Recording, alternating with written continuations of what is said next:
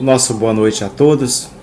É com muita alegria e satisfação que mais uma vez, reunidos, trabalhadores espíritas e a equipe espiritual que nos preside, para mais uma vez refletirmos o Evangelho de Jesus. Recomendamos, como de costume, a água que será magnetizada no desenvolvimento deste Evangelho e que é um poderoso remédio colocado à nossa disposição pelos trabalhadores da saúde, resgatando a saúde do nosso corpo físico e espiritual nesta hora. Lembrando também que a oportunidade do culto a Jesus no lar é bendita, são bênçãos que buscamos de Deus, tanto para nós, para o nosso psiquismo, para a harmonia das nossas forças, como também do nosso lar físico, em socorro a nós e aos nossos familiares neste mundo de provas e expiações. E, em como toda atividade no bem, vamos aquietar o nosso pensamento para louvarmos a Deus em rogativas e prece. Deus nosso Pai, em nome de Jesus, graças te damos, Senhor, pela presente encarnação. E gratificados, também te rogamos, Senhor, pelos médicos e enfermeiros da terra que se debruçam na assistência e cura das doenças que assolam a humanidade. Permite, Jesus, por vossa misericórdia, a intuição e o intercâmbio da medicina celeste à medicina terrestre, através da renovação das forças, através da intuição da melhor conduta terapêutica e do amor ao próximo. E que se faça presente, Pai, os princípios e toda a assistência celeste nas mãos da equipe terrestre. Jesus, médico das nossas almas, fica conosco, sê conosco hoje e sempre, graças a Deus. A proposta do doutrinário da casa encontra-se na obra Palavras de Vida Eterna, na lição de número 16, cujo título Na Senda do Cristo. Vamos a ele. Amai os vossos inimigos e orai pelo que vos perseguem. Está no Evangelho de Mateus, capítulo 5, versículo 44. Jesus, quando nos convida a este procedimento, ele está nos ensinando o caminho que ele próprio percorreu. Daí o título desta lição, que se chama Na Senda do Cristo. Conforme os dicionaristas, senda quer dizer caminho estreito, quer dizer viela, quer dizer um caminho difícil. É o caminho mesmo percorrido por Jesus. Mais importante do que o percurso, o trajeto dessa rota, desse roteiro, está o modo como Jesus experienciou cada fato vivenciado aqui na Terra.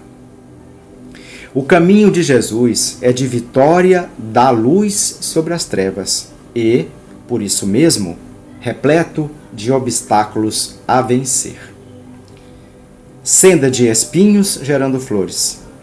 Calvário e cruz indicando ressurreição.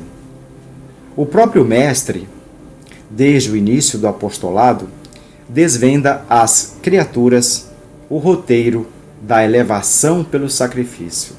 Portanto, senda é o caminho da elevação para Deus. É o caminho estreito que todos nós, inspirados, guiados, seguindo os passos de Jesus, devemos percorrer para bem cumprirmos a presente encarnação. Jesus então sofre, renunciando ao divino esplendor do céu, para acomodar-se à sombra terrestre da estrebaria. Lendo este parágrafo, me ocorreu pensar por um momento. Vamos imaginar a morada de Jesus antes de encarnar na Terra, antes de experienciar aquele momento na estrebaria junto aos animais. Ora, um espírito da envergadura moral de Jesus, levado pela missão de amar a humanidade, desce do céu, renuncia àquele status em que vivencia, em que mora,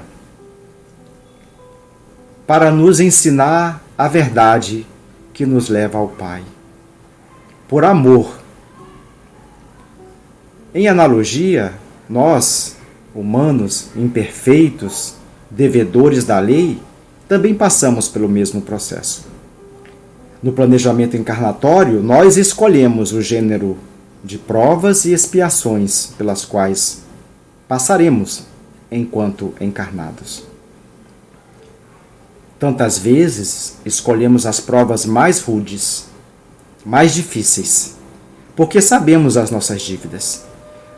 Na espiritualidade, na vida errante, nós temos a exata consciência da existência pregressa e do quanto, naquela experiência, nos tornamos devedores da lei.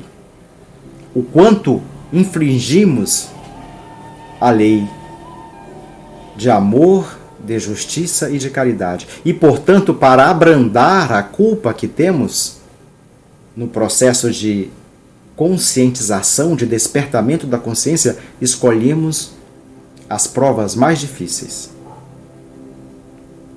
E Deus nos dá as forças para suportar aquelas provas, aquelas expiações que nós rogamos à Divina Misericórdia para vivenciar. Portanto, já sabemos que não há expiações, não há dificuldades imerecidas, e todas elas dizem respeito às nossas dívidas do passado.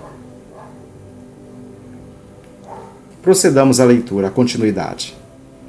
Jesus experimenta a compreensão, a incompreensão de sua época. Jesus experimenta a incompreensão de sua época. Auxilia sem paga. Serve sem recompensa. Padece a desconfiança dos mais amados. Depois de oferecer sublime espetáculo de abnegação e grandeza, é içado ao madeiro por malfeitor comum. Ainda assim, perdoa aos verdugos. Jesus perdoa aos carrascos que o açoitavam, que o açoitaram e que foram os responsáveis pela morte do seu corpo físico.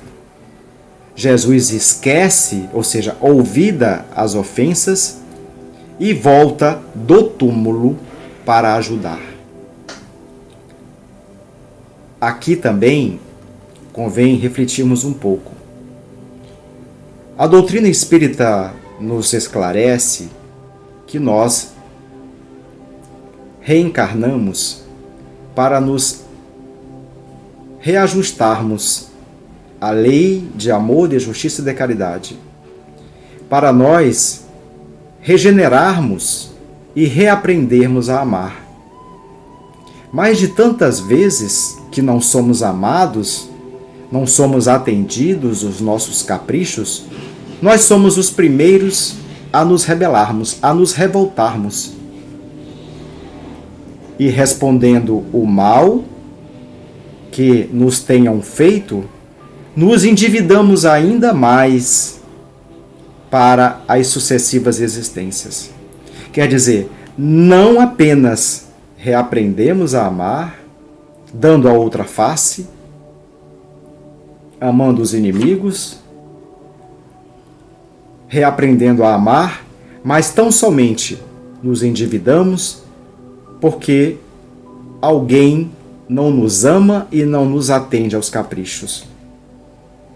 Dissemos há pouco, nós reencarnamos para reaprendermos a amar, para nos reajustarmos à lei, para repararmos as faltas que tenhamos feito contra os nossos irmãos e contra nós mesmos em infrações à lei de Deus. Por isso nós encarnamos no mundo de provas e expiações, para nos reajustarmos diante da lei de amor. Jesus deu o exemplo. Ele sofreu o açoite, Jesus sofreu a incompreensão do seu tempo, Jesus sofreu a indiferença, a traição do apóstolo Judas, como sabemos, que no final de contas estava previsto que sofreria. E ainda assim, ele solicita ao Pai que perdoassem os seus algozes, porque eles não sabiam o que faziam naquela hora. Mais uma vez, Jesus nos ensina como proceder. E é interessante dizer que, nesta situação, Jesus vencera o mundo.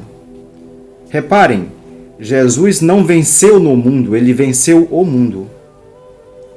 Conseguem perceber a diferença?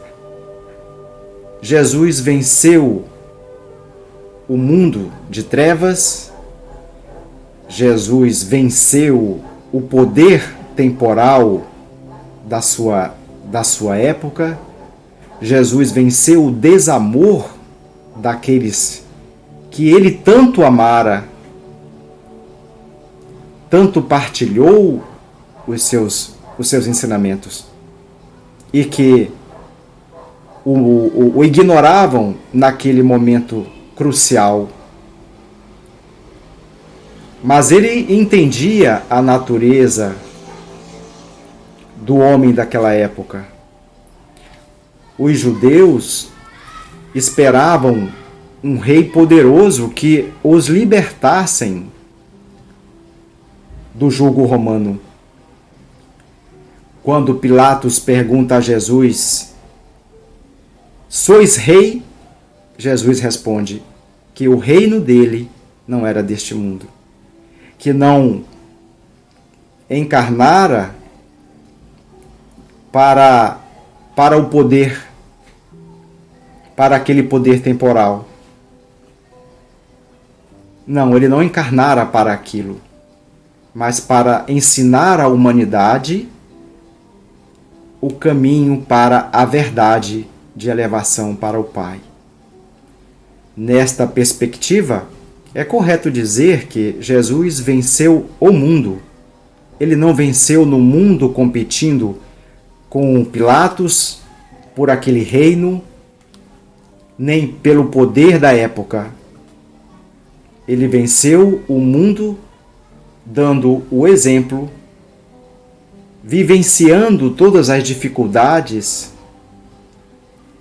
de superação conforme a sua senda, conforme tudo o que sofreu na sua experiência terrena.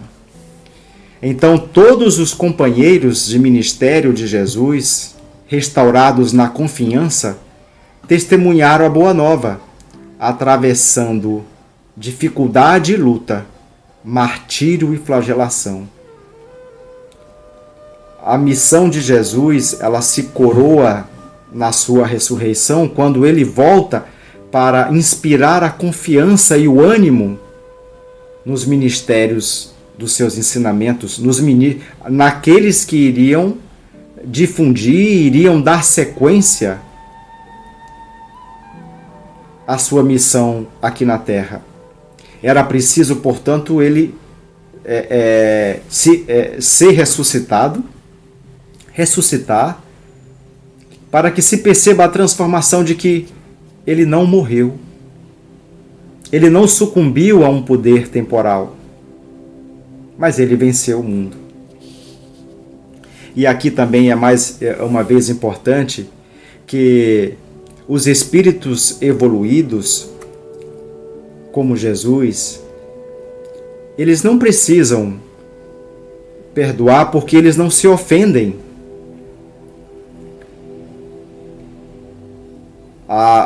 O orgulho e a vaidade dos espíritos em evolução são atacados pela ofensa, e são os espíritos em evolução que precisam perdoar, mas os espíritos evoluídos não. Porque os espíritos evoluídos sentem que perdoar é ato de caridade para com o ofensor.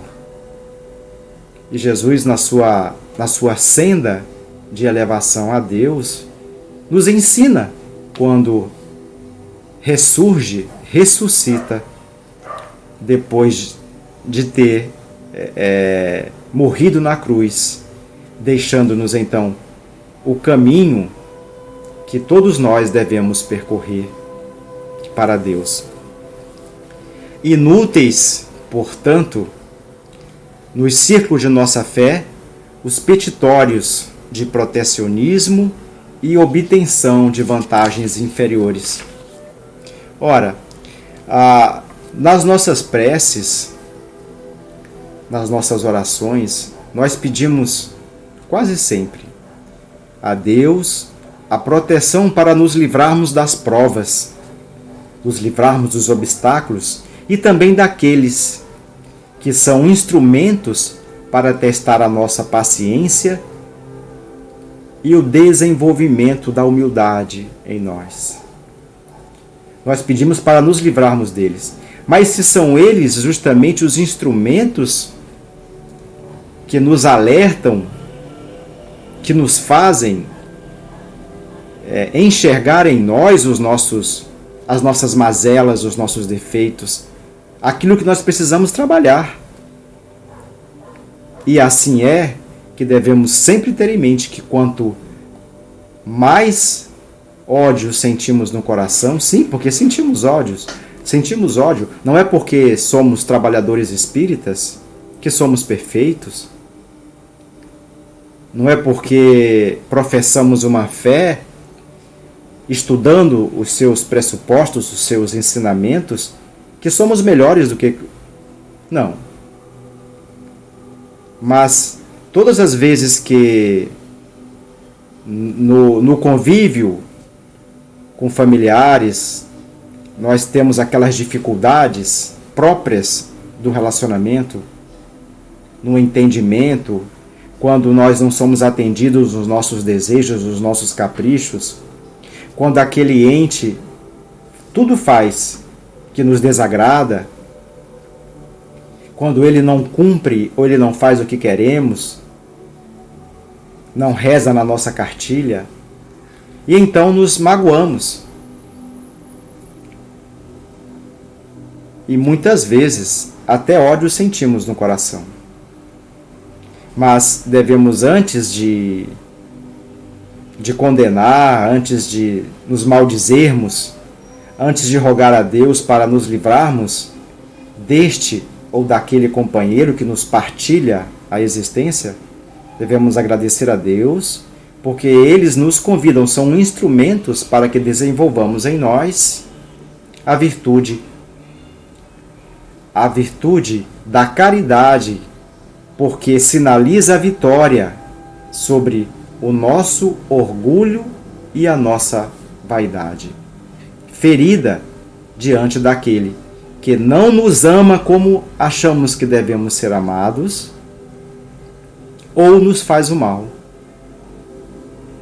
Todas as vezes que alguém, no nosso entendimento, nos faz o mal e cultivamos um sentimento de ódio no coração, nós estamos estabelecendo uma corrente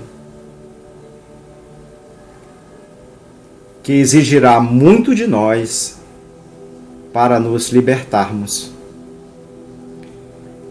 Então, de nada adianta rogar em prece para nos proteger dessas situações, porque são justamente elas que são instrumentos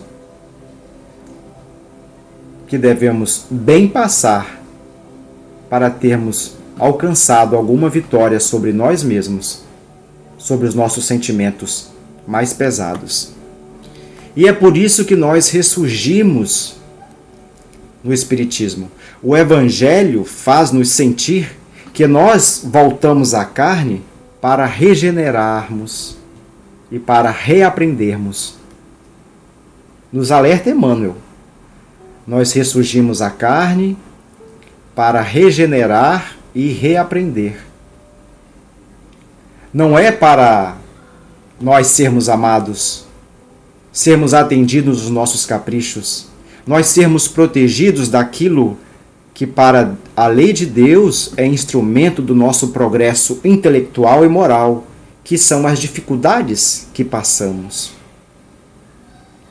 Todas as vezes que rogamos a Deus e a Divina Misericórdia para nos livrar do trabalho, Ele nos dá mais trabalho. Porque é somente o trabalho que desenvolve, que nos faz caminhar. É sempre o alfinete que nos espeta, que nos faz ir um pouco à frente. Não há outro modo. Nós não viemos para uma vida de facilidades.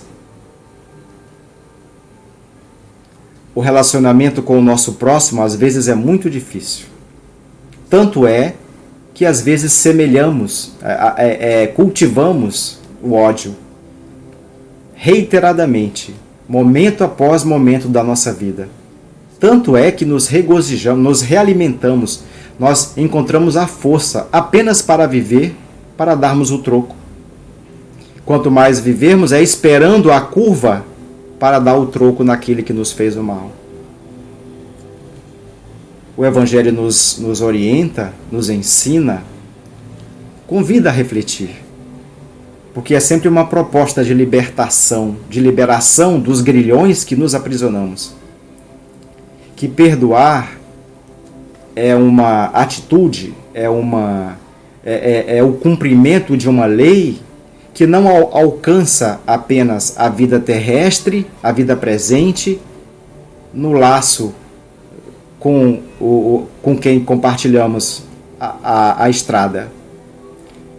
Perdoar é um ato, é uma comunhão, é um cumprimento à lei universal de solidariedade e de fraternidade para com toda a humanidade. Tanto encarnada quanto desencarnada. Não nos esqueçamos. Os nossos inimigos não são apenas encarnados, não são apenas materiais. Muitas vezes são inimigos desencarnados.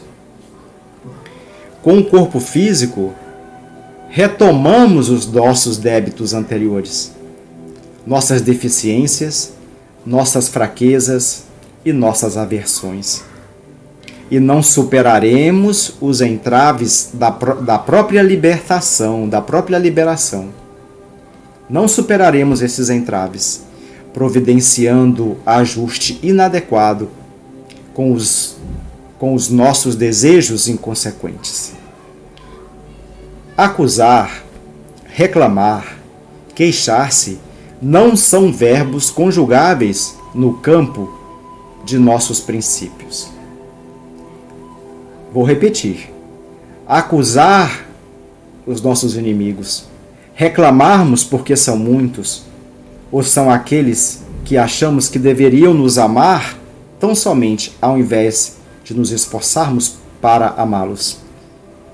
Queixando-nos a todo instante da presença desses instrumentos para o nosso progresso espiritual, na medida em que desenvolvemos a humildade, a paciência, a humildade, nos esforçando acima de nós mesmos, não dando ouvidos e nem olhos ao nosso orgulho, que, se perdoarmos, nos rebaixaria perante os outros.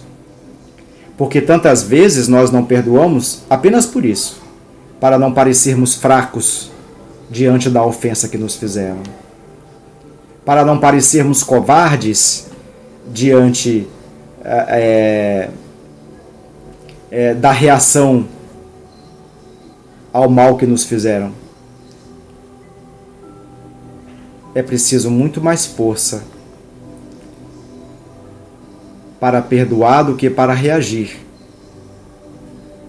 à agressão daquele que consideramos inimigos. E pior do que isso é cultivar dentro de nós, no nosso espírito eterno, a corrente do ódio. Quando o Evangelho nos convida a perdoar o adversário enquanto estamos com ele no caminho, para que ele não nos entregue ao juiz e o juiz nos cobre até o último ceitil. Então nós devemos perdoar, sim, buscar esse entendimento. Devemos amar o nosso inimigo como Jesus nos ensinou, com o seu exemplo enquanto aqui encarnado. Disse-nos o Senhor: amai os vossos inimigos e orai pelos que vos perseguem. É interessante aqui nós pararmos para analisar que quando Jesus se referiu a amar, ele não quis dizer que tivéssemos para com o inimigo o mesmo sentimento que nós devotamos ao irmão e ao nosso amigo. Porque é contra a natureza. Todos nós somos capazes de dizer a reação do nosso coração frente a uma pessoa muito querida, a uma pessoa amiga. E também somos sabedores da reação que experimentamos diante de um inimigo. O nosso coração bate diferente, há uma desarmonia de intenções, porque de fato nós não podemos ter para com aquele que quer o nosso mal a mesma confiança e a mesma relação para com aqueles que querem o nosso bem, com quem nos afinizamos. Jesus não disse para darmos o pescoço ao inimigo. Não foi isso que Jesus quis dizer. É que, diante da pobreza da linguagem humana, Jesus se utilizou do termo amar para se referir a uma variedade de nuances do sentimento amar. E diante da situação concreta, da realidade, que saiba, portanto, a nossa razão diferenciar cada caso. Mas Jesus também disse como se expressa esse amar o inimigo. De que modo então se expressa? Se expressa quando nós não respondemos o mal com o mal, mas com o bem. Se expressa quando nós não opomos mais obstáculos à reconciliação com esse adversário, enquanto ele está na estrada conosco. Amar os inimigos é toda vez que eu calo as palavras, me abstenho de ações que possam prejudicar aquele que me fez o mal. Amar o inimigo é não ficar feliz quando eu tenho conhecimento que o mal maior lhe aconteceu. Amar os inimigos é pagar todo o mal que me fez com um bem. Porque este bem que eu tenha feito, um bom procedimento em favor àquele que me fez o mal, o desarma. Não dá munição a ele para me fazer o mal quando ele tiver a oportunidade. No capítulo 12 do Evangelho segundo o Espiritismo, capítulo 12 do Evangelho, está a parte que diz: amai os vossos inimigos. E diz que se o amor ao próximo é o princípio para praticarmos a caridade, amar os inimigos é a aplicação mais sublime dessa virtude, conquistada pelo espírito imortal, porque não é fácil num primeiro momento praticarmos esse amor para com os inimigos. Mas, sobretudo, quando conseguimos essa vitória, é a vitória do nosso orgulho e do nosso egoísmo sobre nós mesmos, fortalecendo a virtude eterna do amar os inimigos. É preciso entendermos bem o significado desse amor que Jesus nos orienta através desse ensinamento. É não termos a mesma satisfação em vê-lo sofrer o mal que sofremos. É trabalharmos mesmo para que ele não tenha mais motivos para agir mal contra nós. Desse modo, amar os inimigos é não retribuir o mal com o mal do mesmo modo, mas procedermos diferente através da prática do bem. É também oferecer o bem ao inimigo de modo a não humilhá-lo ainda mais. Porque, veja bem, é muito desconcertante, para dizer o mínimo, quando fazemos isso. Quando alguém nos fez o mal e, em resposta, em reação, somos capazes de oferecer-lhe a outra face. Isso o desarma. E nessa situação, não devemos agir de modo a humilhá-lo. Então, quem quer que cumpra alguma dessas ações já está no caminho do amor aos inimigos. No capítulo 10, eu falava do capítulo 12, mas no capítulo 10 também, do Evangelho segundo o Espiritismo, no item 5, o evangelista Mateus, nos versículos 25 e 26, nos recomenda justamente isso, para nos reconciliarmos com os nossos inimigos enquanto estamos no caminho com ele. Porque também é falso o provérbio que diz: morto o animal, morto o veneno. E a doutrina espírita nos orienta muito bem sobre isso. O espírito mau, quando quer o nosso mal, enquanto encarnados, e portanto presos ao corpo e menos livre, por meio da obsessão e da subjugação, ele nos castiga, a ponto de muitas vezes serem eles a nos guiarem. Então, quando aqui enquanto no caminho, na matéria, na carne, nós temos dificuldades para perdoar, nós permanecemos presos, acorrentados a este sentimento que nos une nos dois planos. Então, não é verdadeiro para a doutrina espírita, para os seus fundamentos, de que morto o animal, morto o veneno. Não.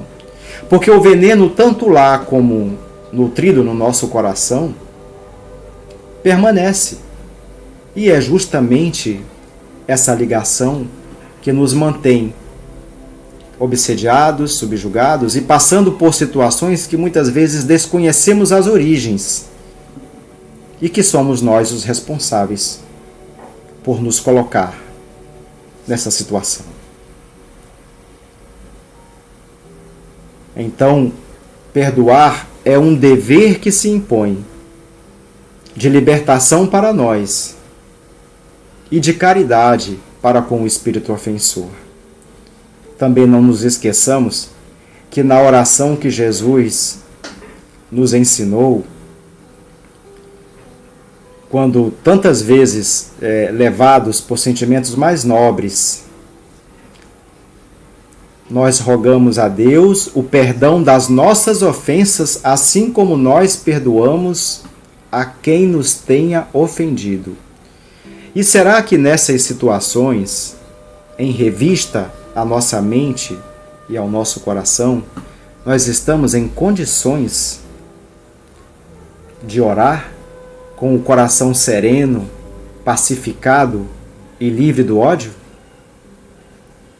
Então, nas vezes em que, imperfeitos que somos, a resposta for negativa, diante de um irmão que partilha conosco, ou até de alguém que já está no plano espiritual, como então nos dispomos a falar com Deus para nos perdoar, enquanto não somos capazes de perdoar aquele que nos fez o mal?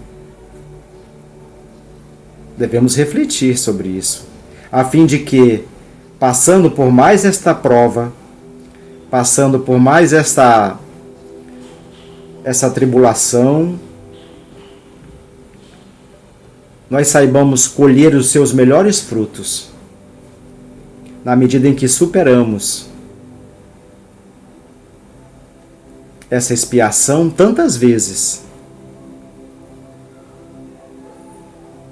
que fomos nós próprios que nos colocamos nela. É uma prisão que se estabelece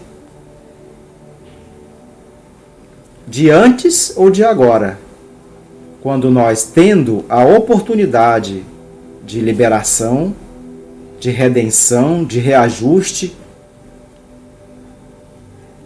de um novo aprendizado, nós ignoramos,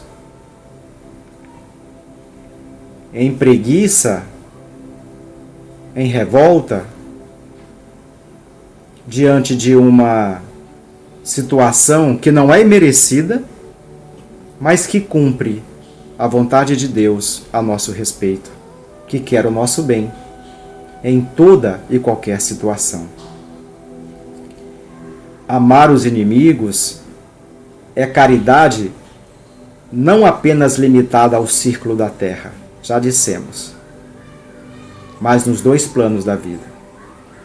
Partilhamos com as pessoas aqui e de repente as pessoas se vão, porque a nossa relação dura o tempo que tem que durar para nos ensinar, para desenvolver os germens que trazemos ainda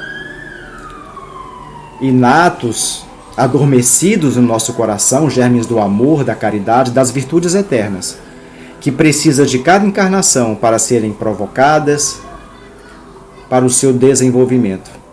E que o modo como passamos por cada tribulação, por cada situação difícil, por cada relacionamento complicado, todas as vezes que superamos o ódio, vencemos o nosso orgulho, a nossa vaidade tola, que quer nos colocar merecedor mais do que merecemos, ou acima de todos os outros. Por isso que, na medida em que nos colocamos acima e melhores que os outros, a reação que sofremos tende a ser maior diante de uma ação que não desejamos, diante de uma atitude daquele que nos compartilha a existência que não nos agrada. que não atende ao nosso interesse, que fere o nosso calo e não somos capazes de perdoar, nós agravamos o nosso débito e nos comprometemos com débitos futuros que terão que ser resgatados pelo nosso descuido de não termos podido perdoar. Então devemos perdoar enquanto estamos com o adversário no caminho, para que a nossa consciência mais tarde não nos cobre até o último ceitil. Então, dando continuidade já para o final da nossa fala, isso não quer dizer que devamos ajoelhar em pranto de penitência ao pé de nossos adversários, mas sim que nos compete viver de tal modo que eles se sintam auxiliados por nossa atitude, orando pelo que nos perseguem, pagando o mal que nos fizeram com todo o bem das formas já ditas que pudermos fazer em benefício destes instrumentos para nós nos desenvolvermos enquanto espíritos eternos e também endividados, renovando-nos para o bem, de vez que, enquanto houver crime e sofrimento, ignorância e miséria no mundo, não podemos encontrar sobre a terra, não poderemos encontrar sobre a terra a luz do reino do céu, do reino de Jesus, que não é deste mundo. Então, esta foi a nossa reflexão de hoje. E agradecidos a Deus por mais esta oportunidade de reflexão, auxiliados e amparados pelas guardas celestes, pelos trabalhadores da saúde, vamos agradecer a Deus. Deus nosso Pai, em nome de Jesus, gratificados por mais esta oportunidade, te damos graças e te rogamos, Pai, a saúde, o amparo de sempre, a intuição, o socorro nas nossas dores, nas nossas provas, nas nossas expiações. Abençoa aqueles que são instrumentos que causam a nossa dor, mas não para cultivarmos o sofrimento, não, Pai, mas para aprendermos com eles a dar a outra face, aprendendo como Jesus nos ensinou a amar os inimigos, a não pagar o mal que nos fizeram com o mal maior, que seria capaz de nos prender a eles nos dois planos da vida. Auxilia-nos, inspira-nos a vencer o nosso orgulho, a nossa tola vaidade, o nosso egoísmo. E que possamos, Pai, inspirados, seguindo os passos de Jesus, na senda de Jesus, desenvolvermos o verdadeiro amor, a benefício de nós e de todas as criaturas. Abençoa-nos para mais esta semana que se inicia. Ampara a humanidade que se debate no enfrentamento da Covid-19 pelo mundo afora, assim também como de outras doenças que igualmente assolam a humanidade. Inspira os nossos governantes a fazer o bem a favor de todos, gerindo a coisa pública, que possam atender bem às necessidades dos mais fracos. E não ampara, Senhor, a nenhum dos teus filhos. Em nome de Jesus. Obrigado, Jesus, porque, inspirados no teu Evangelho, já vislumbramos a tua senda, o caminho que percorrestes neste orbe de provas e expiações. Fica conosco hoje e sempre. Graças a Deus. Graças a Deus. Que a água magnetizada no desenvolvimento do nosso Evangelho acalme o nosso coração, nos inspire, trazendo esperanças e conforto, hoje e sempre. Graças a Deus.